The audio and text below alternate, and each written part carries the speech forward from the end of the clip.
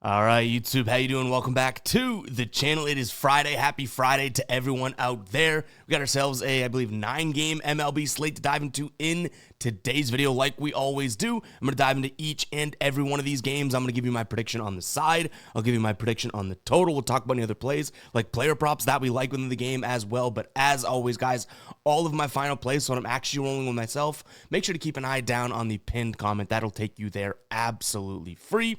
Keep an eye on the pinned comment if that does interest you. All right, YouTube, how you doing? Welcome back to the channel. I tell you guys I'm a dummy all the time. They don't suck. They've just been sucking. Get them down to -3, 4 more juice than Jose Canseco in his prime. Tell me you're new without telling me you're new. So don't go jumping down my throat in the comments, right? If you want to fade me or if you do want to ride me, this still leaves a bad taste in my mouth, right? And remember, more chins, more wins.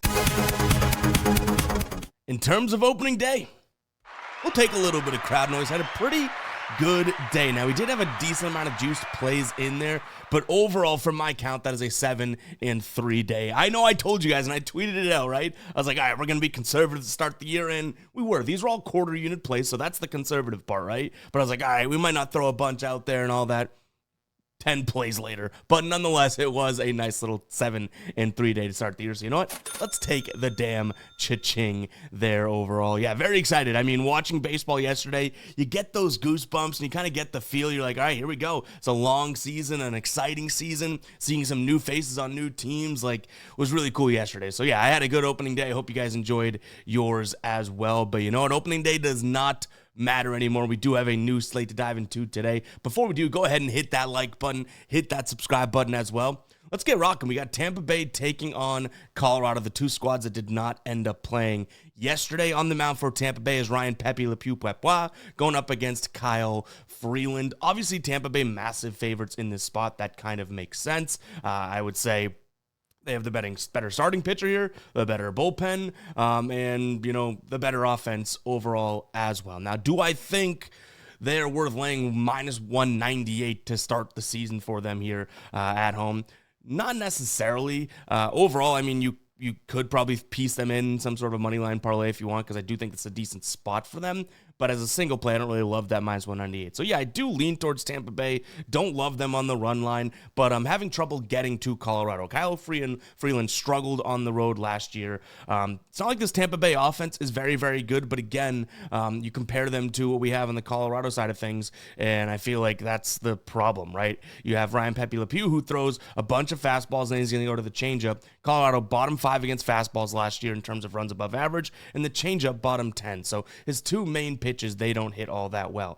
Freeland does have a decent pitch mix, and Tampa Bay, honestly, I wouldn't sit here and tell you that they should crush him. So I'm going to lean towards an under 8 in this spot as well. Maybe even a nerfy. I kind of putted around the idea of that. I don't think either offense is all that great, but there are some advantages when it comes to the pitching and the bullpen for Tampa Bay. So yeah, give me the under, potential lean at Nerfy, as well as Tampa Bay, and then no real player props in this spot. This isn't the best game on the board, even though it is the two fresh teams, I guess. All right, next up, we have Toronto taking on Baltimore. This is one that yesterday I almost pulled the trigger on, not all together, but at different times. Baltimore money line over, Baltimore team total over. All three of those would have been good looks. I talked about them in the video yesterday, but I can't victory lap because we did not make those final plays, but they did take it to Toronto. I don't see why anything would be, you know, all that different today, I guess, and you're getting a plus number. For the exact reason yesterday, I still do think Baltimore has a far better lineup, right? So I think I'm going to look at Baltimore in this one. The one thing that could keep me off of that is the fact that I do think this could be a good year for Kevin Gausman. Obviously, he was filthy 2 years ago, struggled to some degree last year, right? But overall, again, this is coming down to the offense for me, not necessarily the pitching matchup. Charlie Morton on the mound for Baltimore. We'll see how that goes. I'm not all that thrilled for that. He's going to throw a ton of breaking balls, right? A ton of curveballs. Toronto does hit the curveball pretty well. If he throws his fast stuff, you know, his fastball, cutter, and sinker, that is where they kind of struggle, which that does make up nearly, those three pitches together does make up like 50% of his pitch mix. But again, he's going to throw a ton of curveballs, and Toronto does hit curveballs pretty well. They also hit righties pretty well. So if you are liking Toronto today, yeah, I mean, I'm not trying to talk you off of it, but I do think you're still getting in Baltimore the better offense. And obviously, we're really early in the season. It's easy for me to say that they won by 10 yesterday. But you're getting the better offense for a plus number next to their name, right? I'd also consider Tyler O'Neill's under in terms of hits, runs, and RBIs. Now, this guy just goes off on opening day and at the beginning of the year, it seems, every single season. So that is a little bit risky. But if we look at it here, you could see even dating back to last year wasn't all that tremendous. Head-to-head, kind of sporadic. But what I'm looking at here is this. Tyler O'Neill versus Kevin Gausman. 16 plate appearances against. A decent sample size, right? 154 average, on base 312. Only 2 hits. One of those is a home run. So yes, one swing of the bat could hurt this. But a 31.3% strikeout rate here, which is kind of right on his average. What concerns me is that the fastball, the slider, and the sinker, 3 of those pitches, he does have decent numbers against in terms of last year's data of the WOBA and whatnot. But again, I'm really looking at this head-to-head matchup and kind of like the spot overall. So Tyler O'Neill expects some regression overall. Last season, he hit the home run opening day and then had just 1 hit against Seattle for the Red Sox. You can see it here. And by the way, guys, the tool that I'm using right now is Outlier. It is my favorite player prop research tool, especially for baseball. You can go through, I have it filtered to the game we're talking about right here, but you can filter and set up your, if you're looking for specific props and all that, my favorite tool out there. I have a link for a 7-day free trial down in the description, as well as the pinned comment. Go ahead and check out Outlier. You will not regret it. 7 days free. It's an absolute no-brainer, right? But let's talk about this total now because, again, I mentioned that Gausman, I think, is going to have a good year. I mentioned Tyler O'Neill's under, right? I think Baltimore has the better offense today, but this 8.5 is a little bit too high for me. I see like a maximum 5-4 game, which, yes, that would be the over, but all it takes is one team to not score that additional run, and Toronto's offense didn't look all that impressive yesterday, right? So I'm going to sit here and say a slight lean towards the under, but I think the 2 other plays that we talked about, I probably prioritize over that. In fact, that Tyler O'Neill is probably going to be the most likely final play there, because again, I'm kind of iffy on Charlie Morton and his pitch mix against this Toronto squad. Miami taking on Pittsburgh. Miami pulls out the win yesterday. I was going to say 54-4. 5-4. That is just like dyslexia of the numbers there. But 5-4 win for them. Skeens goes 5 1/3. I think he had 7 strikeouts. But ultimately, it's kind of what I talked about in yesterday's video. This Pittsburgh team, you could have some high hopes for because of the pitching. Kelly's on the mound today, right? Or Mitch Keller, excuse me. Going up against Connor Gypsy mode. But either way, you could have some, hope for them, but I'm still worried about the offense. They have, 3 or 4 bats that I like, but then I just don't know how consistent some of these guys are going to be. So it's going to be really tough for me to like, Pittsburgh when they are laying a bunch of juice and all that type of stuff. I do expect them to bounce back today. They could have won that game yesterday, realistically. -140 today seems like it could be a little bit too much. That bullpen's obviously, fairly volatile as well. So I think if I were to roll with this, it might just be a Pittsburgh first 5 money line. Give me Keller versus Gypsy. Gypsy does have some decent numbers, but again, I don't think the Marlins put up a 5 spot today. So yeah, I'm going to go Pittsburgh first 5. And I guess maybe potentially a Miami team total under. That could be something that I convince myself of as well. I don't think that is a terrible look there. I'm not really big, obviously, on this offense, right? In terms of what I'd take from a player prop perspective, I have kind of putted this idea around. Brian Reynolds here, under 0.5 runs. I talked about the offense, right? And I don't think this is all that great of an offense and whatnot. And he's not a guy that I expect to get on base a crazy amount today, but even if he does, then what are we doing here, right? Like, I'm not going to sit here and say that the guys behind him are gonna bat him home, right? So I will slightly lean towards that player prop spot as well. But kind of like Colorado and Tampa Bay, this isn't my favorite game either. You have 2 really, I already used the word volatile when going through this. Like, we've talked about 3 games, Baltimore and Toronto, even early on in the season, this early, I'd see a little bit more consistency. Pittsburgh and Miami, I feel like it is to some degree a crapshoot, right? And I feel like that's not all that terrible to say because it feels like it is pretty much the truth, and we're only a game into the season.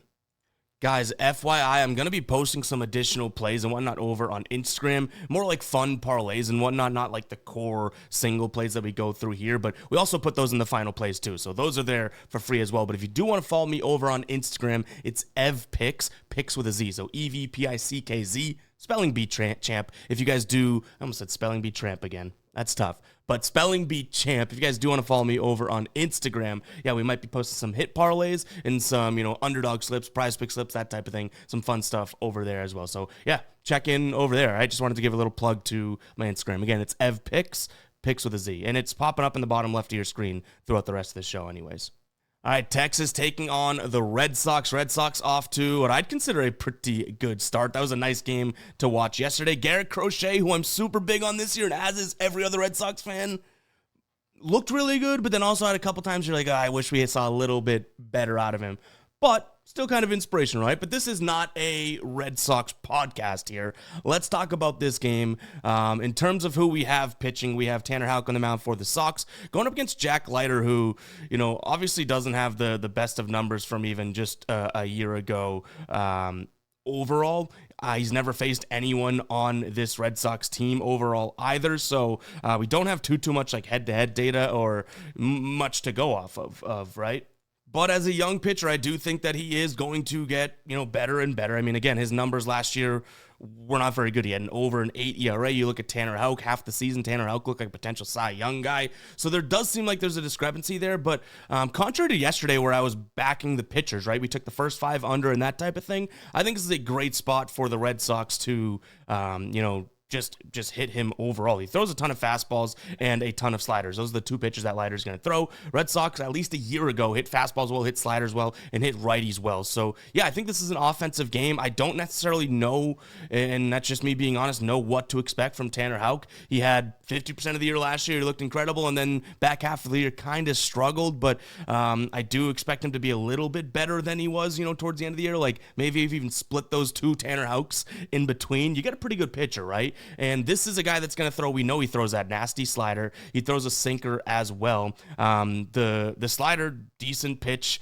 in terms of this pitch mix. Texas, bottom half of the league last year, hitting it in terms of runs above average. But that sinker that he's going to throw, and that's really one of his faster pitches, right? Like his speed pitches, they were bottom 5 in the league. So I do think this is a decent look at, I almost said Cutter Crawford, Tanner Houck against Texas, but I still don't know what to expect of him. So if we were to roll with this, I think I'd either just look at an over or a Red Sox team total over. But there is the wild card there that Leiter could, step up and get better and better. I mean, he was 0-3 last year, terrible numbers. You can only sense some sort of positive regression from him, right? So yeah, take it for what it's worth, but I think my favorite spot in this one is going to be a Red Sox team total over. I would say I lean towards them on the money line, but again, like if Tanner Houck just doesn't have it, then yeah, this Red Sox bullpen a little bit kind of worries me. If the offense goes cold, like they do have some wild cards in there. We saw, Bregman and Story,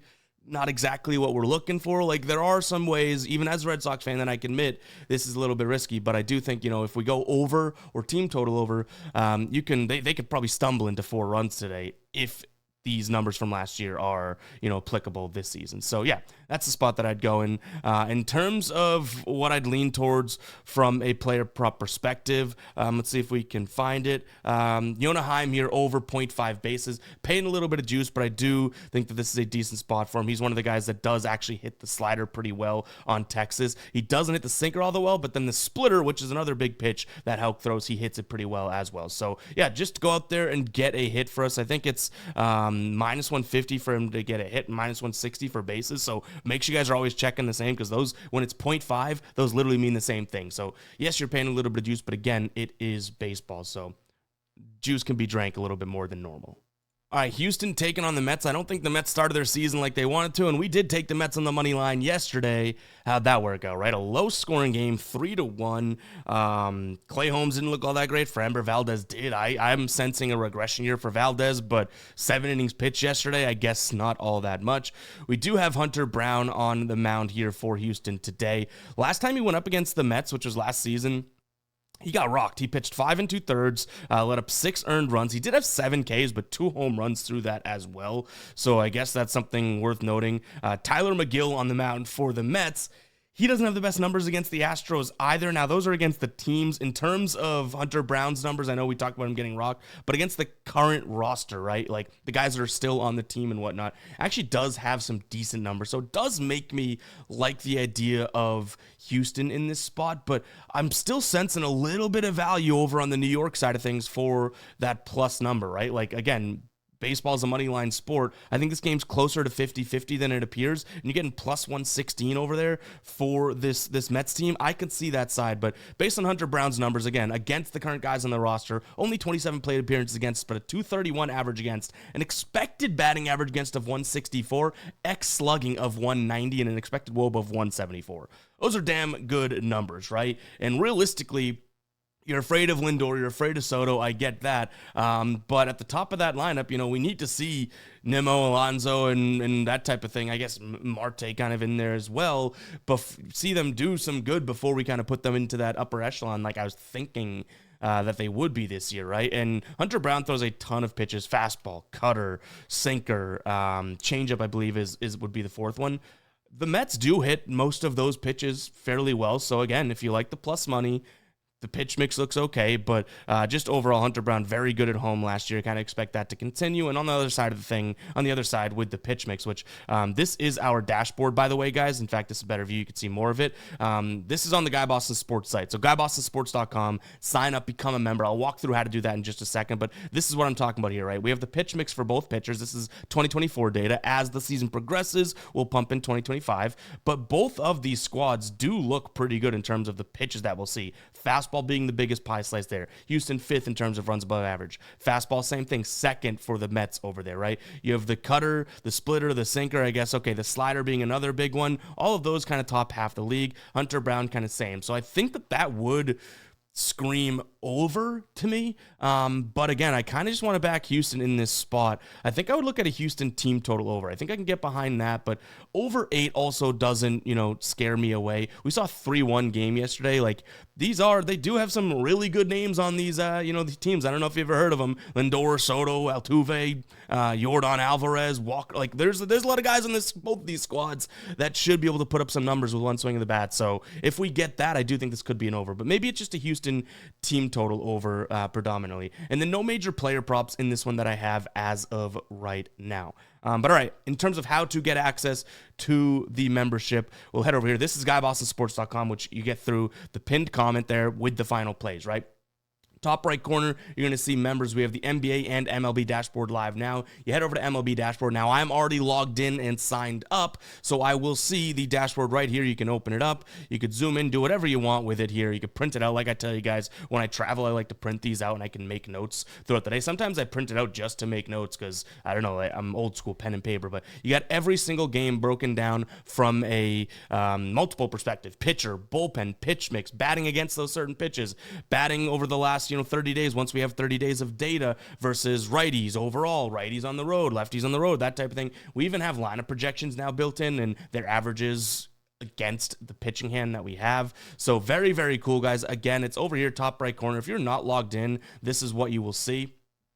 It's going to say, hey, buddy, you need a membership. You go to VIP membership levels. You could sign up right here. And right now, I guess, best value if you do want just MLB, $4.99 per month for that dashboard. But if you also want our NBA dashboard, which is very, very good as well, $6.99 per month. You kind of save $1 there per month. This number just went up yesterday. So shout out to all the people that got in at the lower price. I've been telling you guys to do that in the videos for the last, month? And if you did it, good for you. It is now up there, but still $7 for what you're getting in both the MLB and NBA dashboard, I think is well worth it, right? There's Starbucks drinks that are $7. So the fact that you could save time with these dashboards, like you can come in here and start your research like that and save a lot of time. So yeah, I take a lot of pride in these things. A lot of work go into them. So yeah, consider becoming a channel member today over on the website, right? The channel member on YouTube, I shouldn't even say that because it's confusing. The channel member will get you access to all of our members only videos and a lot of informational stuff about how to build your own models and whatnot. The site member is where we're housing the dashboards. Hopefully that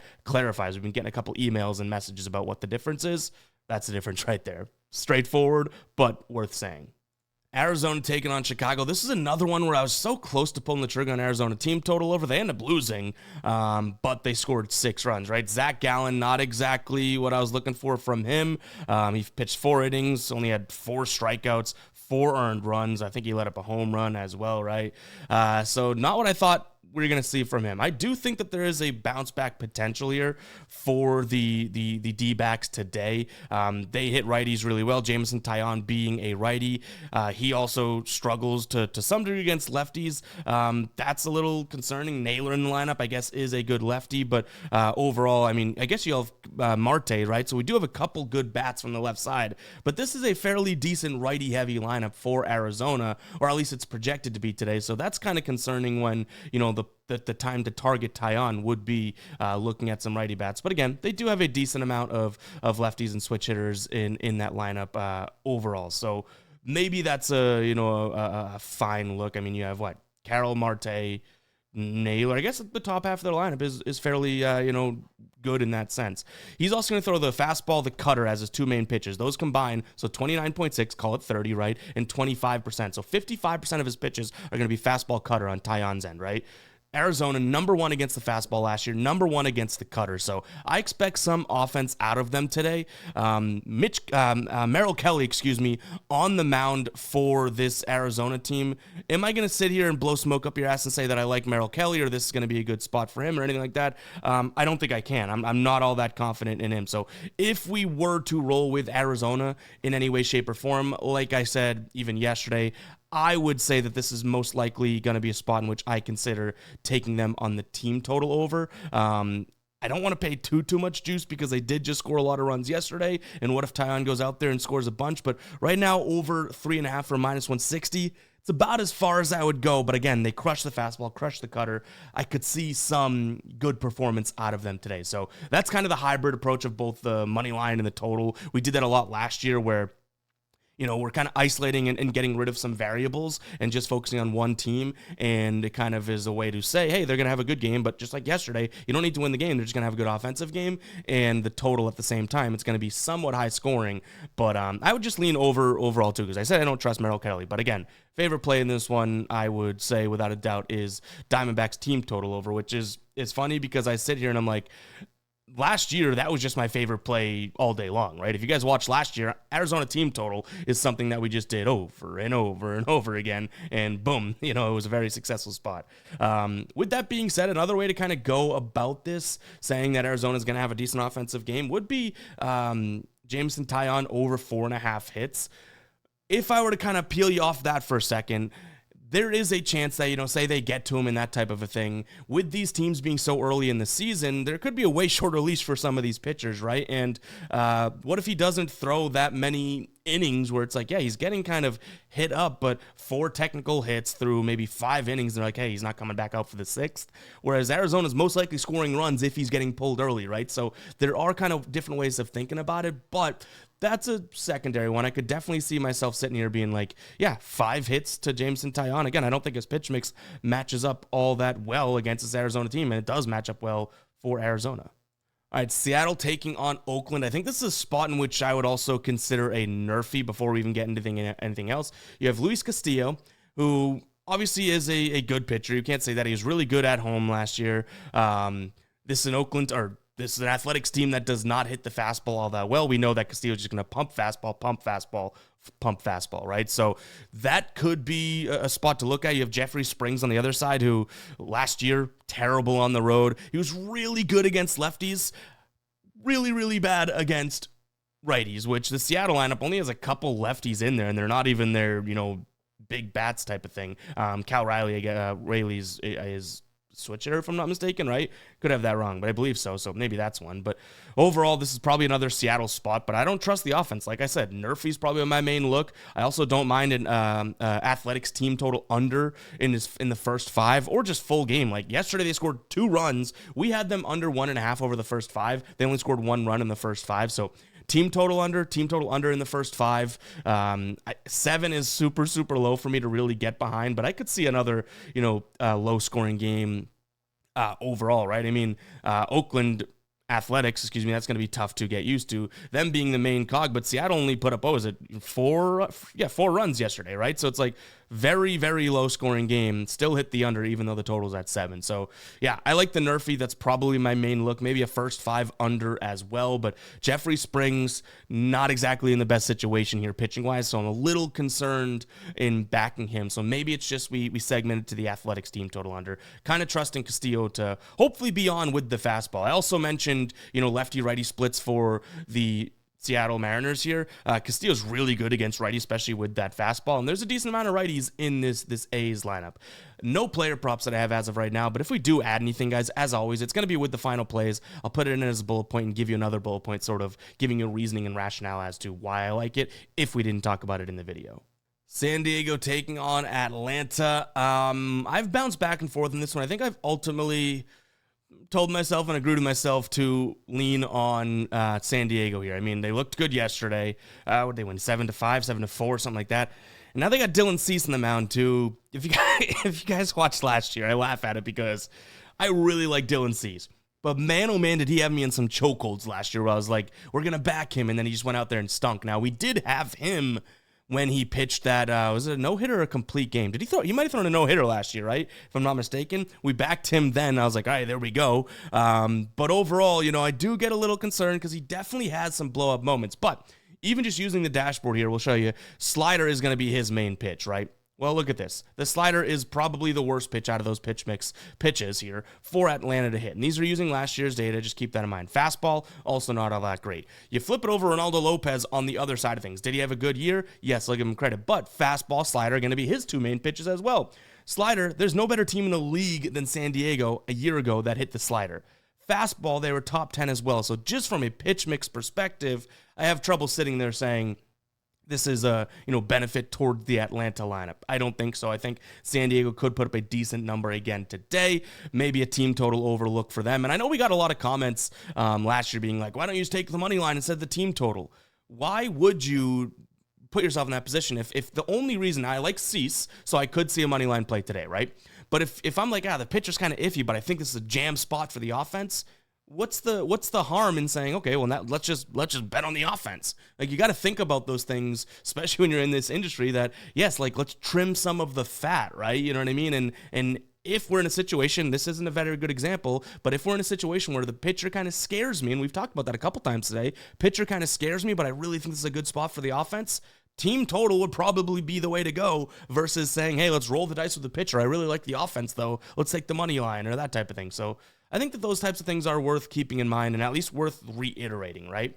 I don't mind a first 5 under, though, in this game. I know San Diego team total over is kind of contrary to that, but there is a chance that Ronaldo Lopez pitches really well and starts off fairly well, right? And we see maybe 3-1 in the first 5. All we'd need is one more run late for the Padres, so again, that's kind of a weird sort of, what the hell, how are you going to take a team total over and an under? But it's not like we have a chump on the other side of things. So if I'm being honest and not trying to be biased towards the lineup or the fastball and slider, that type of thing, it's like we do have 2 good pitchers, right? So there's a chance that this could be low scoring, at least while those pitchers are in the game. When it comes to the bullpen, decent bullpens here, but I do think that, if it's a 3-1 game after 5, San Diego's well on their way, but it's still a cash of the first 5 under. So yeah, kind of a weird way of thinking about it. But again, you're trying to put all of these into a vacuum, not necessarily correlating them.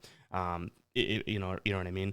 In terms of where we'd go from a player prop perspective, I do think that Cease could be in line for a good game, but not necessarily the biggest of strikeout games. He's going to throw that slider. There's a ton of strikeouts in terms of that on the Atlanta side of things in terms of their strikeout rates against sliders, but the fastball, the curve, the changeup kind of drops off from there, and he really didn't finish off the season all that well. Last time he did play Atlanta, which was last year, he did have 11 Ks, but the time before that, only 5 Ks, and last season, he hit the under here, and I think it was less than 50% of games, but if you look at his last 10 starts, he only had 2 games in which he went over, so beginning of the year, short leash on him. You're getting plus money for this. I would not take this if it was like minus 110, but under 5.5 Ks for plus 130 could be a look. I feel like everything I talked about in this breakdown so far has like contradicted itself. I think Cease is going to have a good game. That doesn't mean he needs a bunch of strikeouts, though, okay? Like, I know that he will probably get towards, maybe 4 or 5, but that 6 number, when I expect him to probably throw, maybe go into the 6th inning, it could be a little dicey, you know what I mean? So yes, I'm definitely contradicting myself, but if you put all these in vacuums, which you should be doing, I could see them all kind of hitting in a weird way, which is crazy to say because you could obviously all see them losing too. All right, last game of the night here, we got LA taking on Detroit. Dodgers win 5-4 yesterday, and I almost pulled trigger on first 5. That would have been really frustrating because it looked like a low-scoring game, right? Heading into the 5th inning, it was 1-1. You're thinking, let's go. You got Skubal, you got Snell. Everyone's looking pretty good, right? Not so much. You do have Skubal end up giving up a bunch of runs in the tail end of that. Even Blake Snell didn't have like the best of games, but overall, I'm glad we didn't pull the trigger. I talk about these ones we almost pulled the trigger on and they cashed. It definitely works both ways too, right?